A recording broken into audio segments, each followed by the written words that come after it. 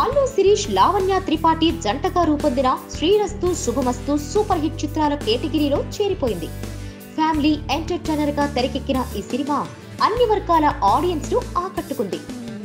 అల్లు శిరీష్ కి కూడా ఈ సినిమా మంచి బూస్టింగ్ ఇవ్వగా ప్రస్తుతం శిరీష్ ఓ మలయాళ సినిమా చేస్తున్నాడు. 1971 టైటిల్ తో తెరకెక్కుతున్న ఈ సినిమాలో మోహన్ లాల్ ప్రధానమైన పాత్రను పోషిస్తుండగా ఒక కీలకమైన పాత్రలో అల్లు శిరీష్ కనిపించనున్నాడు. ఈ సినిమాలో ఆయన జోడీగా నిక్కీ గల్రానీని ఎంపిక చేసుకున్నారు.